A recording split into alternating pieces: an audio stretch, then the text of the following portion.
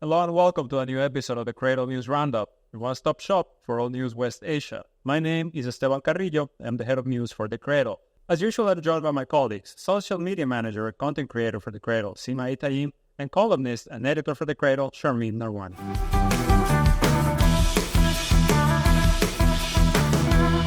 Today, there's no other place to start our discussion.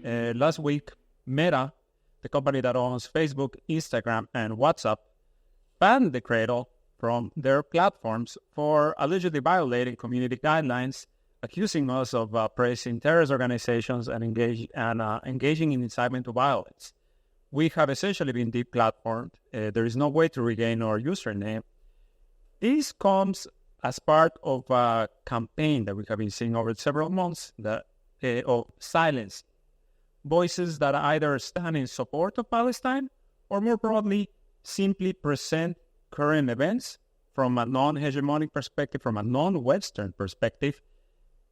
There's many things to discuss here. I'm not going to go much longer with the introduction, but, what happened?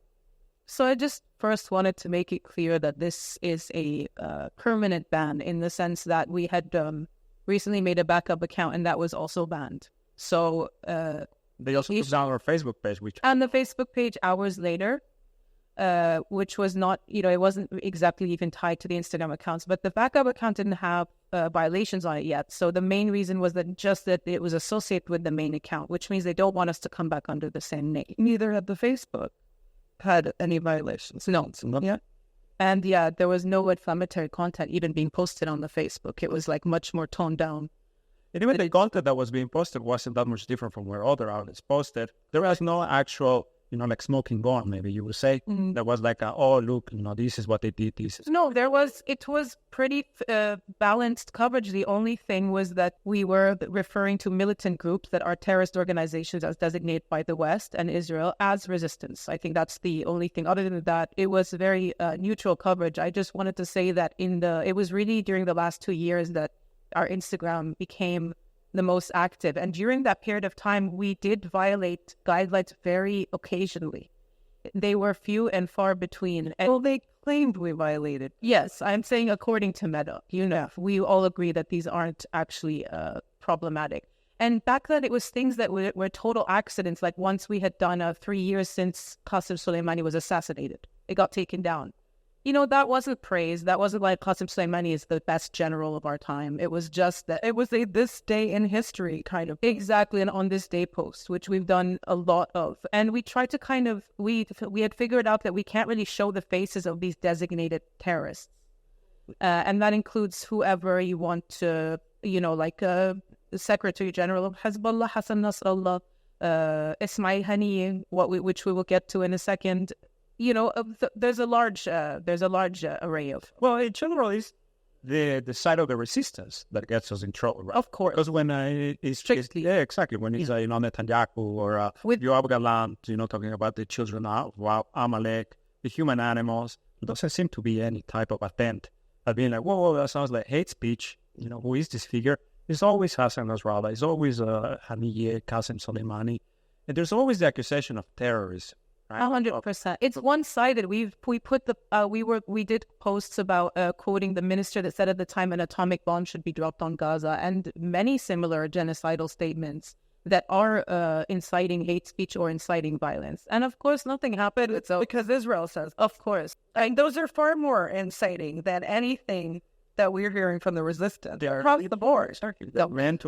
Starve 2 million people in Gaza. Let's do it now. We would have done it already if people weren't, pressuring us. Yeah. Definitely. So it wasn't ever very clear what was allowed and what wasn't allowed. And we kind of took other outlets as reference. And we also knew that we couldn't show faces, and we blurred and we darkened and we tried to avoid certain things. But after the assassination of Hamas Politburo chief Ismail Haniyeh on the 31st of July in Tehran, they updated their terms, but there was no notice. There was no, you can no longer do this or that. And then everything accelerated. Like we were okay. We hadn't gotten a warning before. It was after the assassination that the terms were updated, and then 10 posts in one go were removed in 2 days. And we can go over what those are in a bit. But the idea is this hadn't happened ever. And it was after those that they said, you may lose your account in the future if you do not follow our guidelines. We had never gotten that before. So it was a very accelerated thing. It all happened very fast, and there wasn't that much warning. And the kinds of things that they removed really were almost all, I have to say, just reporting on things or showing things as they were. For instance, Hamas calls for Day of Rage following assassination of Haniyeh. That is like a news headline, all right? Oh. But so it was very difficult. That's not incitement to violence. It's not the Cradle call. No, we're 100%. And, there are several things I want to mention. One of the things is, of course, what we talked about, designated terrorist organizations. Now, at the Cradle, because, covering this region comes with so much baggage on two sides. One of our foundational aims is to shine a light on events and personalities that are not covered with any nuance whatsoever in corporate Western media or corporate Arab media. So in order to do that, we really have to cover everyone. I would say we cover Israelis and quotes from Israeli officials as much as we do quotes from Hamas, Hezbollah, and Iran put together. 100%. Because the Israelis are talking every single day. Every single day there's a quote from an official or a minister or the defense minister or the prime minister. I mean, it's every single day. So I would say there is balance there. But also, one of the things we do, we don't even call ISIS a terrorist organization. Now, let me be clear. We have several, the Cradle has several sections on the site. So there's news. And then there's our features, which are analysis, investigations, and interviews.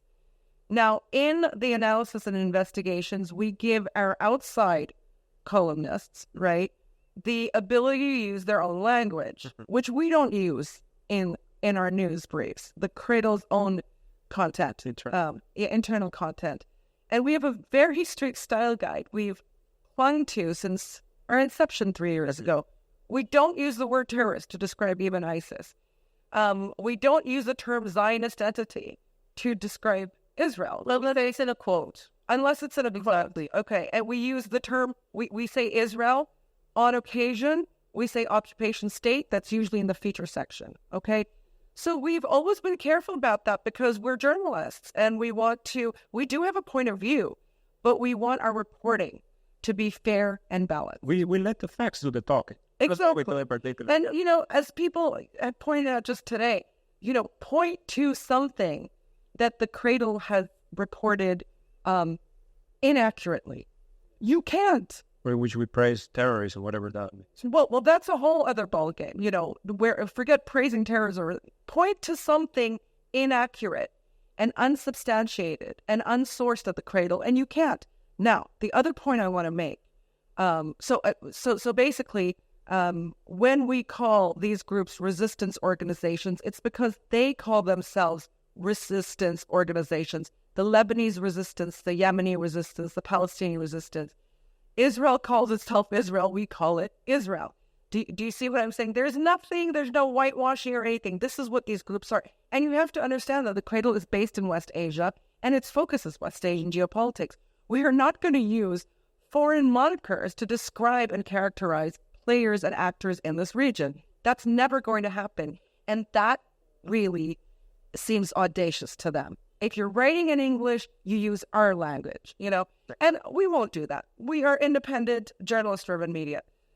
The other point I want to make is we are now 10 months into a conflict that took the globe's eyes away from Ukraine, which we didn't think was possible for a year and a half, It is a conflict that has captured the attention of all global media.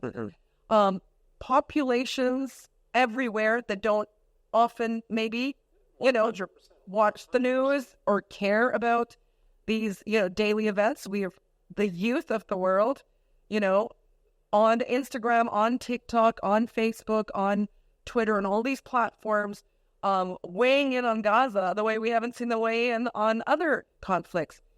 For Meta to suggest that the Cradle or any news organization covering this region wholly or partially, can report on this conflict without quoting from the actors involved directly in the conflict is ridiculous. You want us to quote Israeli officials and not quote Hezbollah officials or Hamas officials or Ansar Allah officials? Who are you to dictate that? Where is free speech? Where is actual journalism being practiced if you cannot present the perspective of both sides? You have to do that, and we do it fully. You may not like our worldview, but I'll tell you, you will find the facts here that you won't find anywhere else. And that's a really important point, takeaway. If you can't figure out why U.S. policy and European policy has gone, so badly in this region over decades, it's because you operate an information bubble. Okay, your officials operate information bubbles. The Cradle's here to poke holes in information bubbles to present the whole facts, the whole story from a perspective you haven't heard before. Then you will understand why U.S. policy has gone wrong, why European policy has gone wrong, because it doesn't consider the whole array of perspectives in this region. Another thing is 100%, and we have our opinions, but we do have fair coverage. And I know Meta doesn't take this into consideration, but we seek to amplify regional voices. Regional voices do not see these entities as terrorist organizations. These entities are political institutions. They're part of the social fabric of the region. If we're amplifying the voices of this region, why would we use their language to do that? If it's very simple. And that's the thing. You were also saying earlier, after, you were saying that, we also quote Israeli officials. And in fact, before Hani's assassination, one of the posts that was taken down was quotes by Israeli journalists and officials talking about Hezbollah from a Hebrew website. That was taken down, but it wasn't for terrorism. It was something to do with the regulated goods, guidelines on regulated goods. They said, you have to delete all of these because they violate our guidelines on regulated goods. Please delete them. We did delete them. This was before the assassination. It's Israelis talking about Hezbollah, their intelligence capabilities, their abilities to reach certain Israeli targets. I mean, that's just deliberate targeting. That's like at random, we'll just pick on things, okay? Yeah, Meta, your guideline, your community guidelines are so vague as to be impossible for organizations and individuals to figure out what is allowed and what is not allowed. And that is because also there are layers at Meta. By design. Yes, but there are layers, there's the AI stuff and the algorithm stuff where something's flagged, it'll detect it and take it down. And then there's the next level, which is, I think, from speaking to people who know people at Meta, the people that were involved in this with us and our case were actual people. Yeah, so this is an important qualification, that Meta's AI detection of violations was not applied to the case of the Cradle, that it was a human decision and a human action that took down the Cradle across several Meta platforms. 100%. And so, as I was saying, they came after us very hard and very, very fast. After Hani's assassination, we saw what happened with the Malaysian Prime Minister. They took down his photo that was him and Ismail Haniyeh. He threw a fit, rightfully so. They put it back for him, but kept a message that said, this violates our guidelines, but we're keeping it up for self-expression or something like that. And since then, everything changed. They gave us very few warning. The time between when they told us you may lose your account and we actually lost our account was quite short. And we did try to take more precautions, and be more careful. And it still wasn't okay because we were objectively reporting on things like videos published by Hezbollah, like quotes. It's not okay for them. But here's the thing. I mean, this is something every news outlet, certainly those in the region, will be struggling with, right? So what we have done when we can't understand Meta's guidelines because they're vague deliberately is to follow the example of maybe larger media outlets in the region. And that is not a good way to do it, not for a media company like the Cradle, because as we have in our article, which is featured today on our homepage about the Meta permanent ban on the Cradle, you will not find photographs, as Sima mentioned, of resistance leaders and resistance officials on Instagram from the Cradle. You just won't. Definitely not Facebook. At the most, we'll have a blurred out vision, half the face. In one case, a finger a finger was taken down. It was the finger of Hassan Nasrallah was taken down. But we did a comparison to write up this article, and we found examples. We chose sort of two larger outlets that cover the region, Al Jazeera and Middle East Eye, both Qatari owned or funded.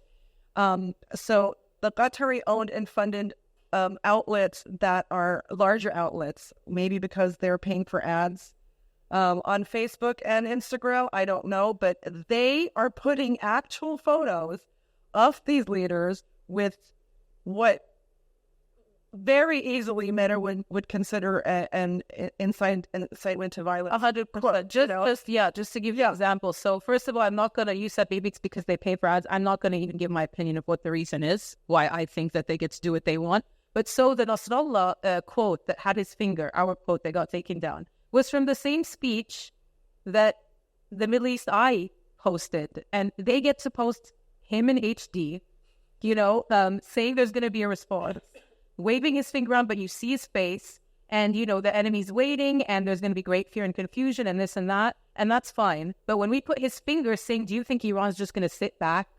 after they've assassinated Hadi and Tehran? Same speech. It's just not acceptable from us. And there are many examples of that, like 5 of the reels that got taken down were operations of Hamas's Qassam brigades in Gaza against vehicles and soldiers, not just snipers, everything, and of course describe neutrally. It's just war report. But Al Jazeera and Middle East Eye can put that out. So let's be clear. When Hamas or Hezbollah puts out a video, these are what in media we call propaganda videos, and not propaganda, not a negative term sense of the word, but propaganda as in they are trying to propagate their vision and reach audiences to convince them of their positions, and their stances. Israel does the same. When Israel puts out, absolute bullshit like video footage and satellite images, places where Hezbollah has hit Beirut airport missiles in Beirut airport and Abu Abid's, backyard, stuff like that, it's okay. But if we clearly identified as Qassam Brigade's video released today showing this or stating this, it's reporting. That is reporting. Okay, we're not, and it's an incitement to violence to report on the statements and the releases of the most important players and actors in this regional escalation, conflict, and war that every single capital in the world is looking at today, and every single media outlet is looking at today.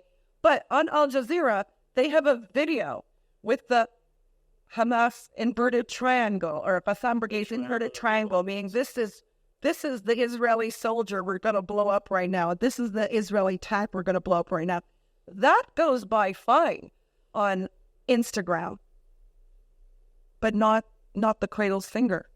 Exactly. I want to read you a quote from December 2023 Human Rights Watch report on Meta's practices. They talk about they say Meta's policies and practices have been silencing voices in support of Palestine and Palestinian human rights on Instagram and Facebook. In a wave of heightened censorship of social media, they say that the censorship of the content related to Palestine on Instagram and Facebook is systemic and global. So, this was beyond Palestine. This is not just about the Palestinian conflict. It's not about just silencing the Palestinian voices or this huge tech platform, Silicon Valley, owned by billionaire Mark Zuckerberg, et cetera, being like, we want people to stop hearing about Palestine because we lost control of the narrative, which is something we keep talking about here in the podcast. It's just about silencing voices that do not speak with the crowd, that do not repeat the same thing over and over again. Silencing flags, silencing kafiyas. Exactly. Silencing watermelons. Silencing watermelons, it did. But that's another thing that I quickly wanted to say, that even if we were not reporting on the regional resistance movements, even if we avoided the terrorism altogether, we could have still been compromised. They were recently deliberating even banning the word Zionist, which Zionists themselves used. It is a self-describing moniker. Exactly. They had previously banned the word Shaheed, which means martyr, in Arabic. That was banned, and they lifted the ban. And many things, we do use some loaded language, even in we say resistance instead of terrorists. We do say genocide sometimes because it is a genocide, not just by our own standards. And that is too loaded for them. So even avoiding reporting on these movements, you are still compromised.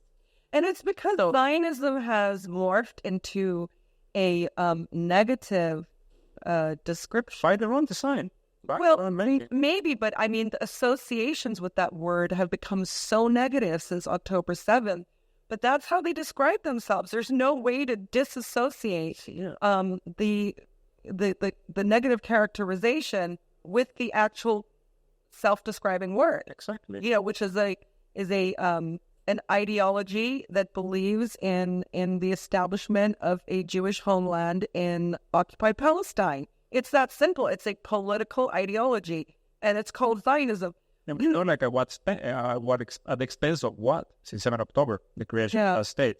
You know, they have shown it to us day in and day out. And what we're doing is reporting on it. We are showing you what's happening. Yeah. But that's too dangerous, I guess. It is dangerous because we made a lot of noise. We had a lot of reach for a page with only 108,000 followers. And it was everything. It was a combination of our content, the way the copywriting of the headline, the reels from the podcast. We're getting millions of views. Our analysis and our fair coverage, our opinions, you know, it did trigger a lot of people. A lot of people way high up. I have to say, everybody who was covering this issue who had their page views increase.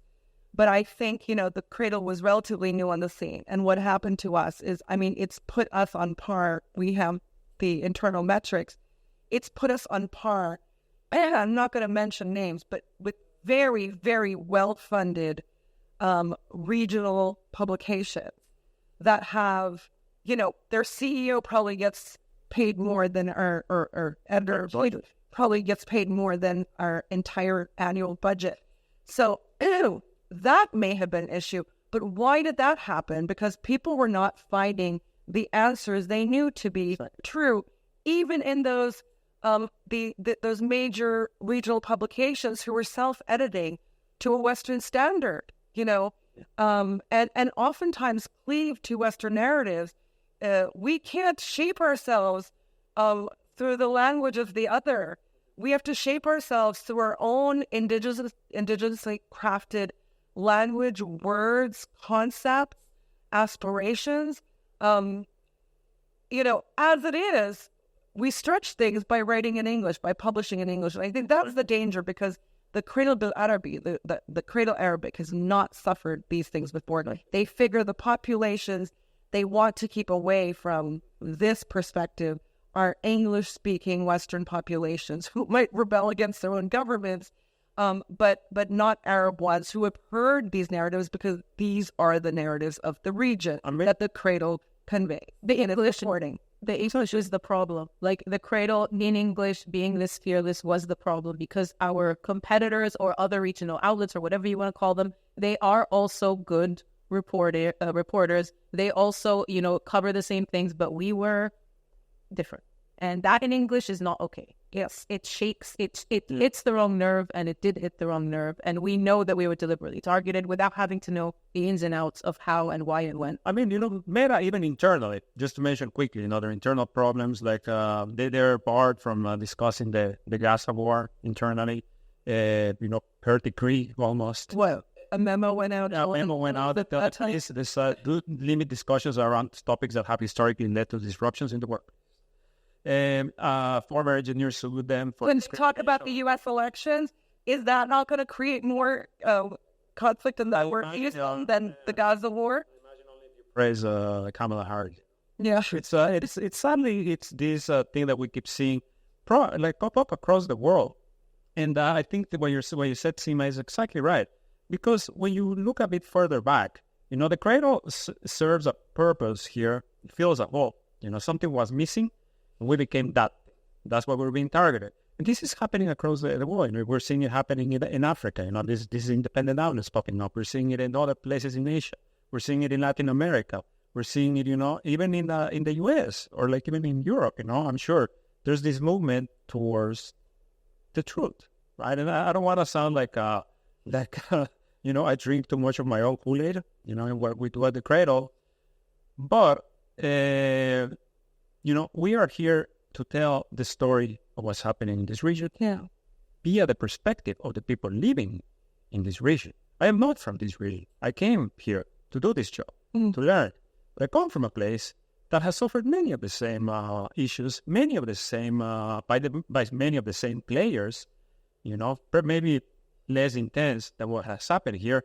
But from day one, I understood how the stories needed to be told, right? They cannot be told from the top down.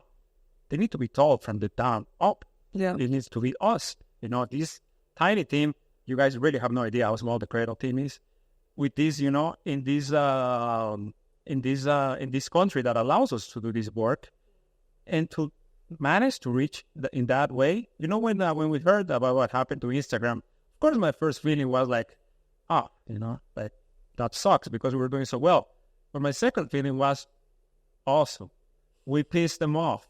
Like, it sucks, but we kind of knew, like, sadly, we know that because these bans are not just happening in Meta, they're also going to happening with Google. Who knows with X, Elon Musk, he's such a devout Zionist. Yeah. Who knows which way he's going to move and next. sod asset. That, it's like we are walking in a minefield, but we do it willingly, we do it happily, and we do it with determination because this story needs to be told. And another reason why this is starting to happen or intensify, I guess, is that these tech companies, they are hiring. And they're so infiltrated by former State Department people and former intelligence community people who are getting like executive VP roles in these companies in areas that their governments are finding sensitive. Propaganda is the frontline tool for the U.S. military. It claims so itself. First you have to set the scene to prepare your populations for another war, for another conflict, for another sanction.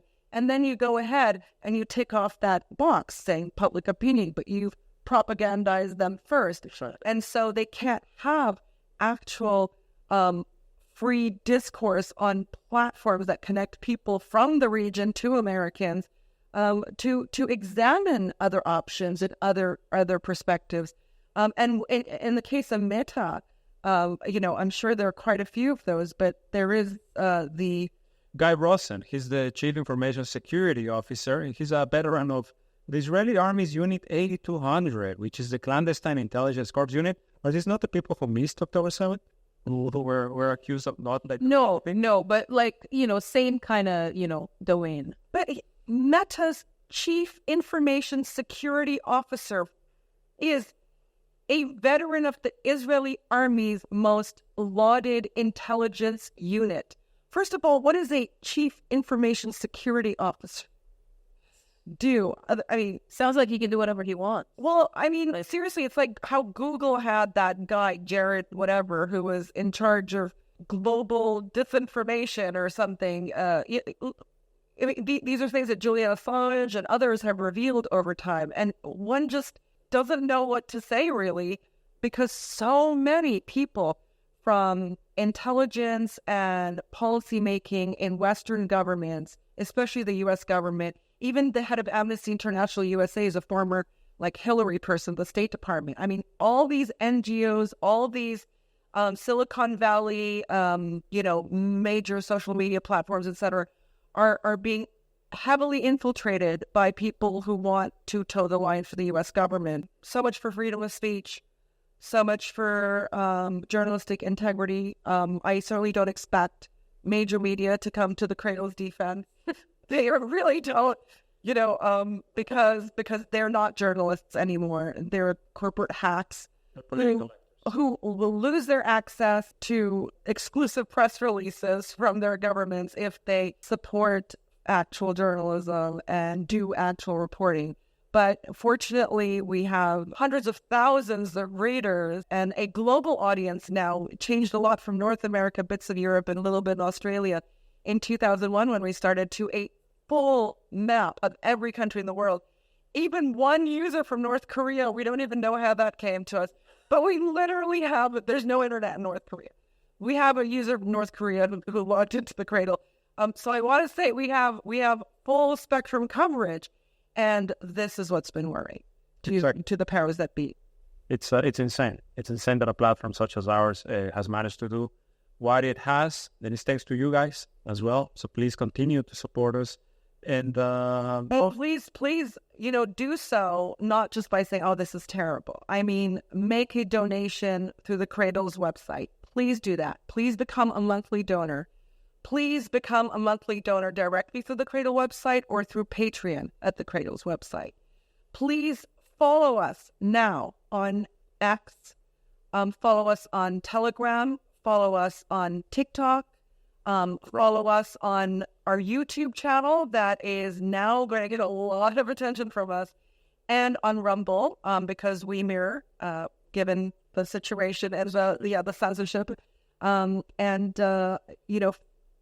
subscribe to our RSS feed, where any news that happens during the day, you will get an instant update on that.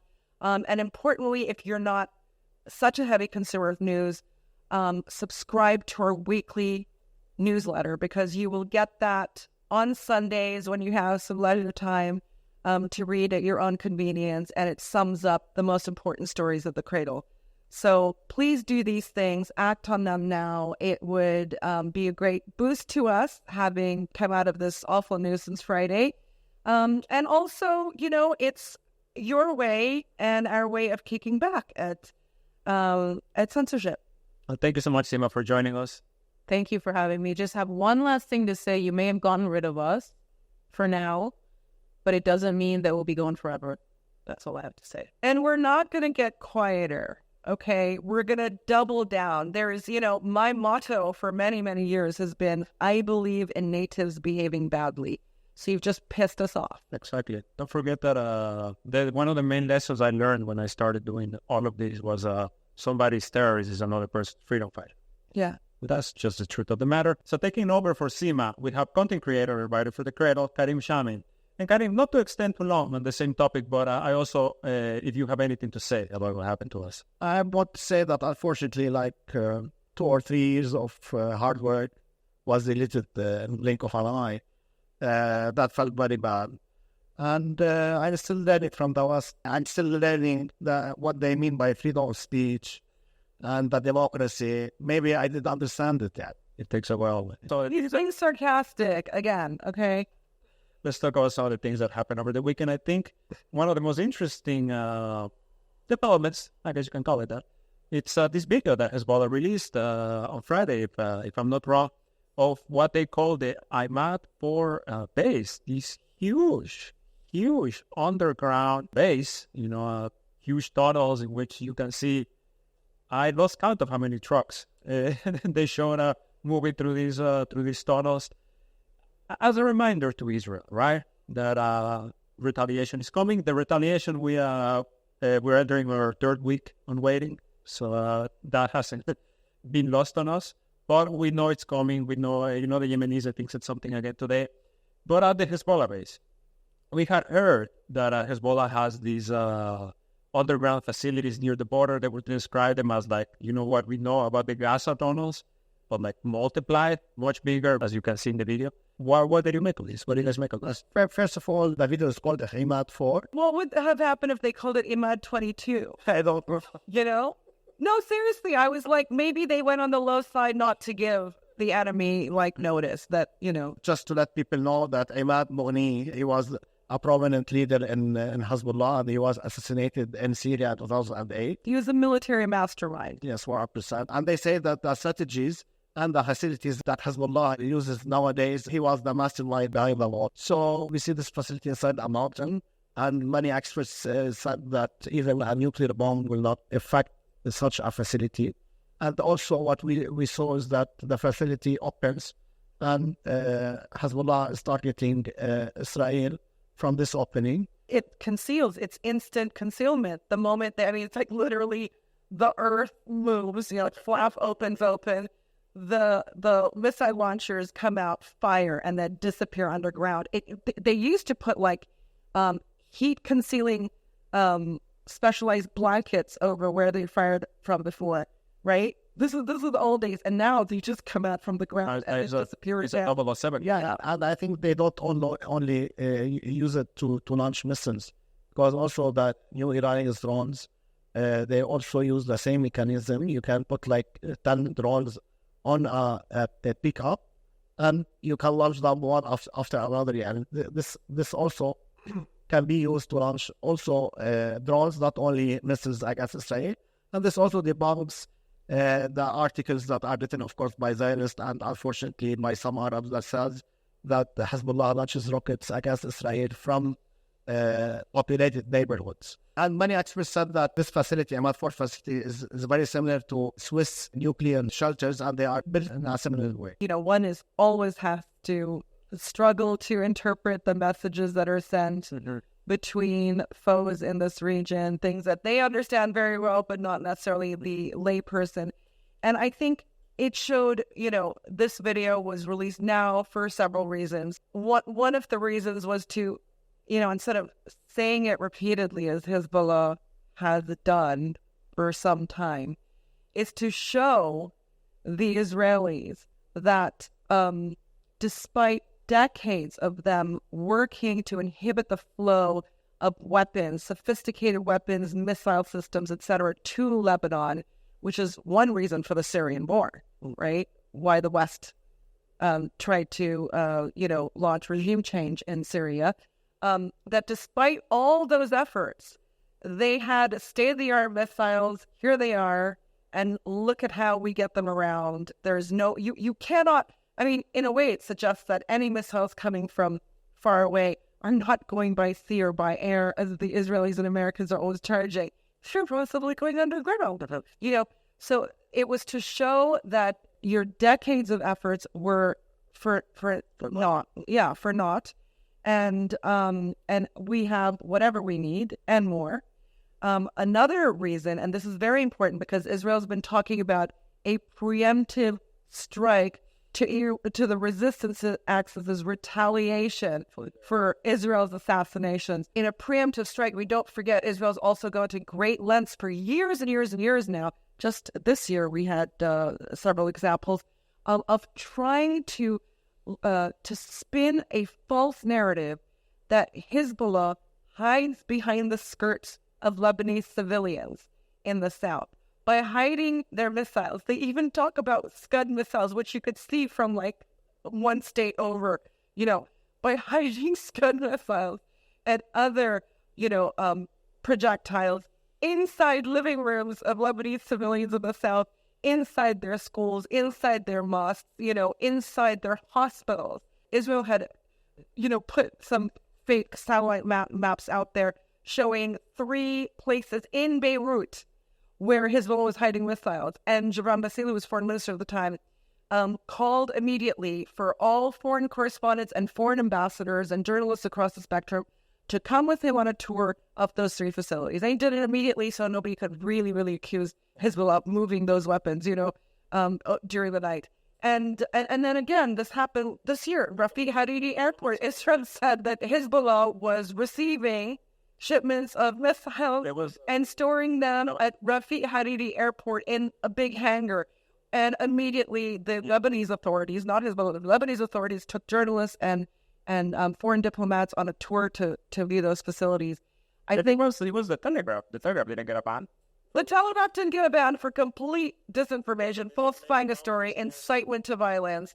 But what's interesting about that, and we did cover this at one of our earlier podcasts, we said, in fact, every day you can see videos of U.S. weapons being flown into Tel Aviv's Ben Gurion Airport, clearly, but you've never seen a flight carrying weapons for the Lebanese resistance arrive at Rafiq Hariri Airport. Yesterday I saw this military cargo plane in the north, in Lebanon. I'm pretty sure it left from the airfield that is somewhere near Tripoli. Yeah. And it was like, you have all they make the look of a U.S. airplane. Delivering something to Cyprus or going to get something from Cyprus, as is currently the status quo here. So the first point, again, of releasing the Hezbollah video of the Imad 4 facility was to show the enemy that we have, all the weapons we need, and you have never been able to obstruct their flow into Lebanon. The other and very critical point is, in advance of any kind of Israeli strike, an escalation on Lebanese territory is to show the Lebanese, as well as the enemy outside, that these are clearly not in civilian homes and civilian infrastructure, because this is how sophisticated we are. We've always, I mean, you can see these weren't built overnight. They were built in 2003 and 2024, to show that this is just a sneak peek at how Hezbollah, maintains its arsenal and where it launches from. And again, in an earlier podcast, we read out quotes by Human Rights Watch from the 2006 war saying Hezbollah was not anywhere near civilian targets or civilian areas when it was launching missiles. And so those two are very important points. Hezbollah wants to make sure that the Lebanese people and, the world understands that that civilian targets will not be acceptable in this war. Exactly. No way, no how. The other, so those were the two main points, but there are some other messages that came along with it. I think Hezbollah also released it at this time to ward off Israel from an escalation in general. It also did so to give Palestinian negotiators in Doha, negotiators in Doha to discuss, non-Palestinian negotiators in Doha, a card or two in negotiations over a ceasefire. It also absolutely destroyed Israel's blueprint for war on Lebanon. Things that Israel would have been targeting in the south, saying, no, Hezbollah missiles were hidden in this school, are now have to be removed. They have to redraw a military target bank for hitting Lebanon, and it's not going to be able to be anything like the one before. And finally, I think it absolutely disrupts and destroys Israel, the confidence of Israelis in its government and military's intelligence gathering operations, because they were shocked in these tunnels. Yeah. Just to let you know, this discussion, my points here, can all be found in the Cradle's feature, which will be online on our homepage tonight. The video is also a reminder to Israel that retaliation is coming, right? As I said at the beginning, in case the Israeli population, the Israeli government, the Israeli army, we're getting a bit too comfortable thinking, this is not going to happen anymore. It's like the resistance is coming back and being like, no, just keep waiting. Just keep waiting, because, as they keep saying, the wait is part of the punishment, so to speak. But let's move on to what you brought up there, Charmaine, because ceasefire talks.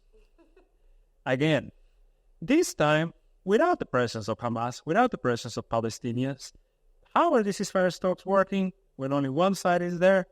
Don't ask me, I have no clue. If you listen to what the West is saying, and what the Israelis are saying, this is the last resort. These are like, make or break. We are moving forward. We had positive talks. They talk about, this being, I forget the word, but something fruitful. Like fruitful. Like we managed to move forward in several topics, blah, blah, blah, blah, blah. How do you do it with the other negotiating party? The Palestinians, for their hand, are being very straightforward and saying, this is not true. The U.S. is painting a rosy picture. This is what Hamas told the Turkish Foreign Ministry overnight. They said the conditions proposed by Israel do not even meet the scenario supported by the UN Security Council on June 10th, nor the conditions that Hamas agreed to on July 2nd. Israel wants Hamas to accept Israel. It's about the axis. It's the Philadelphia axis, the Netzarim corridor. Israel is just absolutely opposed to being to removing its troops from there. Why? Because this has been planned from the beginning. A permanent occupation of the Gaza Strip, which I think at this point, we can, especially given all the studies and all the numbers that have come out, I think we can say that Gaza, it's very unlikely to ever really be rebuilt. I think Israel has managed their objective, and unless they remove their army from there, Gaza is going to remain flat, destroyed wasteland, until they choose to resettle it, which whatever, way they find that doesn't anger the Western powers so much. What to do with the Gazans who remain, who are now, facing a polio epidemic, who are still starving, who are still being bombed. Over the weekend, as these ceasefire talks were going, Israel on Saturday said something like, we're winding down our campaign. And then the next day, they announced intensifying their campaign. So these ceasefire talks really feel like an attempt to delay the retaliation, what's coming from Iran and Hezbollah, and for when it happens, to have something to point at and be like, see, this is why the ceasefire talks failed, because Iran and Hezbollah attacked Israel because, these savages, whatever. And we were sitting there, we were trying, we were having positive talks. Except now nobody really believes that Hamas, Hezbollah, Iran are the ones holding up the ceasefire. It's become fairly evident, even in the U.S. media. They're trying to regain the narrative. That's why they did what they did to us too. Well, no, but they can't. They can't. I mean, it's gone. Recognize when you've lost something, grieve it, get angry, and move on. You cannot have the same toolkit even when the world has moved on. So, in this case, we do not know the details of the ceasefire negotiations. The players have been instructed to keep mum on it. So every day the Israelis, the Israeli media leaks something or other. We don't know if it's true, of course. But it seems that these negotiations are no longer discussing a permanent ceasefire. The United Nations, every single international organization has demanded a permanent ceasefire. Entire nations, allies of Israel, the International Court of Justice, the ICJ, government allies of Israel are talking about a permanent ceasefire. And for some reason, we rolled back from a permanent ceasefire to Israel insisting that it will continue to occupy the Netzarim corridor, which is a route that Israel imposed on the Gaza Strip during the Gaza War. This Gaza War, which divides the north of Gaza from the south, seeks to create a buffer zone, completely uninhabitable northern Gaza. And shove 2.4 million people into the south, where they're still not safe. So to keep their troops on the Netzarim corridor and keep their troops on the Rafah, the border with Egypt, on the Rafah border, the Philadelphia axis, which basically means besieging Gaza and preventing population movements, by putting a noose around the populations. Now, on what planet is this does this have the possibility of emerging into a lasting ceasefire? Zero. Zilch. The Palestinians did not attend the negotiations in Doha because they're not interested in negotiations.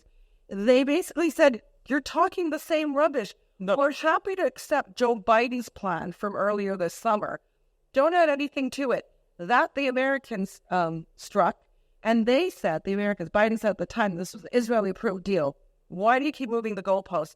So I don't think anyone really thinks that, the resistance axis is holding up negotiations. They want it more than anyone else. And I think one thing I've noticed the narrative change is that people understand that it isn't the resistance axis that is looking to escalate the confrontation. It is Israel. And if you want clear evidence of that, notice what happened last month. 31st of July, just a couple of weeks ago, the Israeli back-to-back assassinations of key Hezbollah and key Hamas official in Tehran, the latter, meaning bringing Iran into the equation. So Israel is gunning for war. It knows it cannot win. It knows that it is becoming a failed state very quickly, economically, militarily, socially. People are leaving. Jobs have disappeared, economy slowed down significantly this quarter. Correct. And so they cannot think of any out because they can't win this themselves, other than getting American troops on the ground and the U.S. military fighting their war for them. And the U.S. military doesn't want to do that. I mean, they could have the means, but it would be the U.S. knows that every single one of its assets in this region, including its conglomerates, its multinational companies, its military bases, its training programs with national armies, will be kaput in 2 seconds if U.S. troops get involved in Israel's war. So the Americans don't want to get involved. They have an election coming up, and it really is, these negotiations cannot go anywhere because Israel does not want them. Like it has said, we do not want a Palestinian state. They do not want a permanent ceasefire. Every other day we get a headline saying from by an Israeli official saying the U.S. administration has promised us that we can continue the war on Gaza after we get our hostages back. How is that a ceasefire? So right now, Blinken is in Tel Aviv. State Secretary Anthony Blinken, he just met with Netanyahu, a 3-hour meeting. Afterwards, they said positive. Netanyahu says he backs the U.S. hostage deal. And Netanyahu says he's going to send negotiators to Cairo this week. They're going from Doha to Cairo, extending these talks.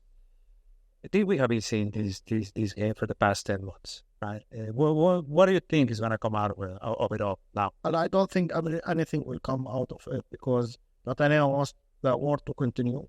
And he wants the United States, Qatar, Egypt to pressure the Palestinians. And currently the Palestinians under the leadership of Sinwar, you can't pressure them. And the guy, they are saying he was the mastermind behind the 7th of October, him and Al-Def. And he was jailed in Israel for 20 years. And now he's ruling Gaza from underground. So you can't pressure such a guy.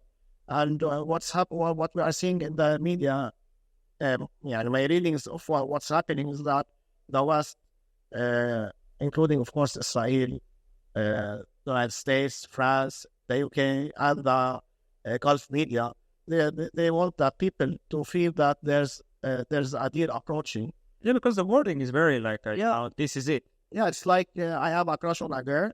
You tell me what to say, and I feel very comfortable. And then when I tell her, she tells me, no, this is what's happening now. So I think that there's no deal, of course, and there's no real negotiations. I think they are doing all this propaganda because when Hezbollah retaliate, they will tell the masses, okay, look, we worked hard, there was a deal. But Hezbollah and Iran, they don't want peace. Well, I mean, okay, let's also go to what is actually being said by a senior Hamas official, Osama Hamdan, who is based in Beirut, actually, but I believe is in Doha right now. He said very clearly today, the U.S. administration did not exert the required pressure on the occupation. We all know that if America said, suck it up, Netanyahu, you're going to do it our way, and that's that, Israel would do it. But the U.S. literally heading into election knows that they are dealing with the slyest, the most slick politician in the history of the modern world in the figure of Netanyahu. Is very afraid of taking such a high risk. So again, other than the Qataris, the Egyptians, and the Americans all want to pretend things are happening. They have that agenda. Hamas is saying, no, the Americans did nothing to change the Israeli position. Sure. But he also says, we are going to have more tools to bring to the negotiating table. And he cited he said the Palestinian resistance launched a new model through the quote-unquote Tel Aviv operation. Now, we don't really know what that is, but yesterday there was a big bang in Tel Aviv, and we still don't have the details of it yet. It seems like it was a murder operation or a suicide operation. May have gone wrong, may have been done right, but Hamas may be moving to a new front inside Israel to force the hand of the Israelis to de-escalate in Gaza and remove themselves from Gaza. This may work, this may not work. But specifically also Hamdan said today that we're not asking for guarantees to stop the war, but rather we're talking about a permanent ceasefire. Again, permanent ceasefire is what's missing from that table. Forget Palestinian statehood. Permanent ceasefire is what's missing from the table. There is no deal that's going to be done in Doha without a permanent ceasefire, a complete rule of Israeli troops from northern Gaza, from the Netzarim corridor and the Rafah border. End of. So what I wanted to say, Sharmin, was about the election. This whole thing is that there's also been so many reports now about how Iran is looking to hack the U.S. elections and to hack the Republicans and to hack the Democrats and to interfere. Because Iran's not busy. No, Iran's not busy enough. It's just got nothing to do. Because Russia, I guess, gave up on that. Russia is like, oh, we don't want to do it anymore. And Iran was like, we'll take the ball from your hands. In any case, speaking of these types of news reports, we've been seeing a lot of little headlines over the past week or so about Mohammed bin Salman, Saudi crown prince, in which, very strange, and I know you, Sharmeen, have a very, very interesting take on it.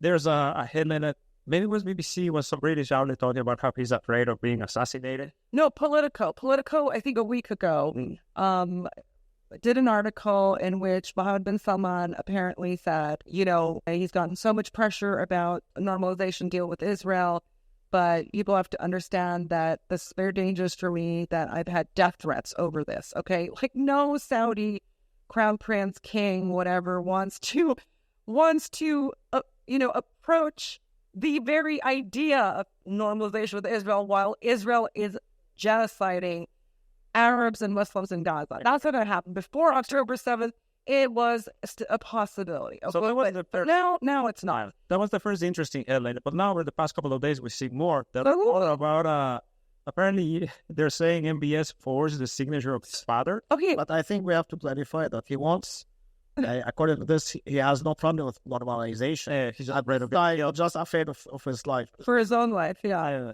But so today, a series of articles, somebody said the Times of London, I'm not sure. Yeah. I saw it in The Sun first, and then also the BBC. The British media went all out, reporting on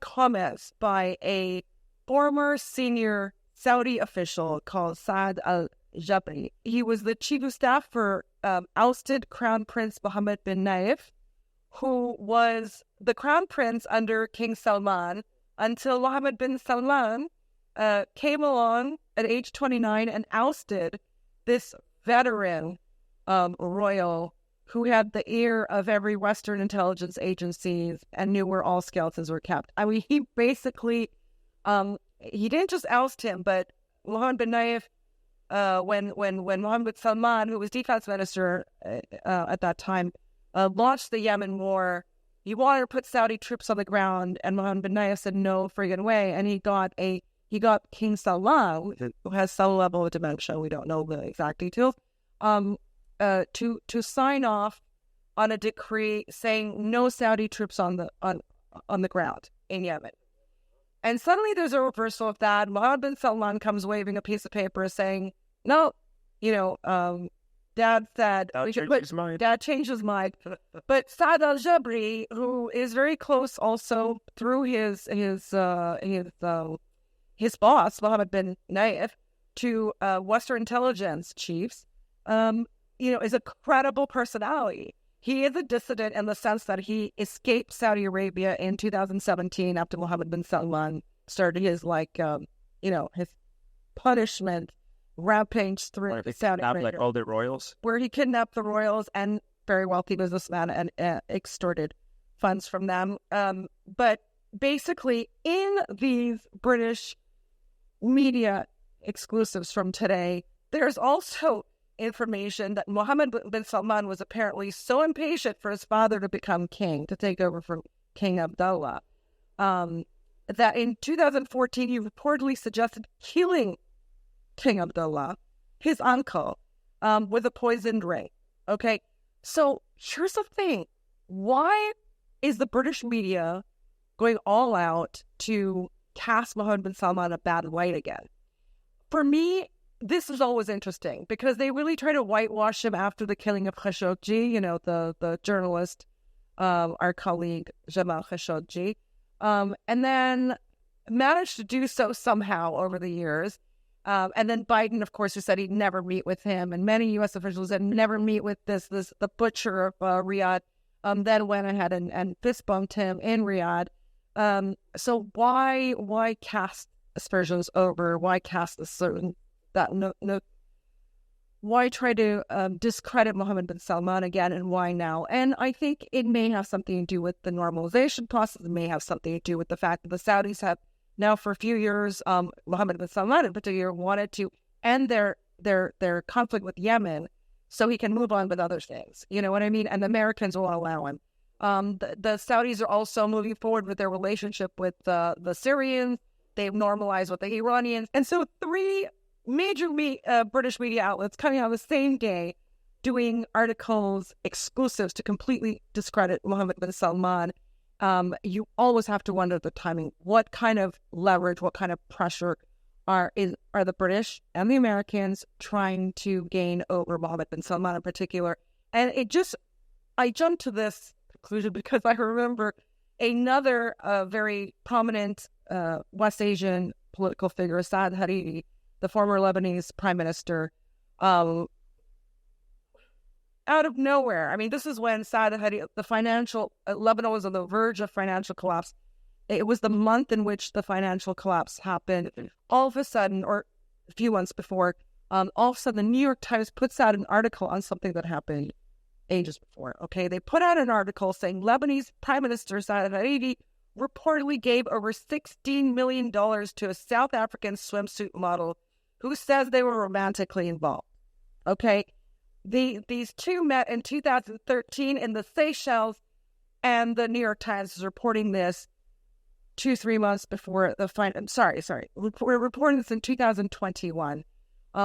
Because why? Because Saad Hariri was trying to step away from Lebanese politics, which meant, he's a big political figure for Sunni Lebanese communities in this country. He number one figure for them, but he was stepping out. He didn't want to get involved in elections. He did not want his future party, future movement party, to be run in elections. This was a nightmare for the Saudis. It was a nightmare for the Americans. The Americans decided to drag him through the mud in the New York Times article about him in a South African swimsuit model.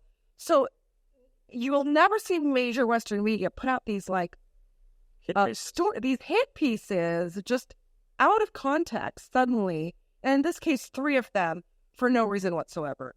There is an effort to gain some leverage and create pressures from Mohammed bin Salman. That is clear.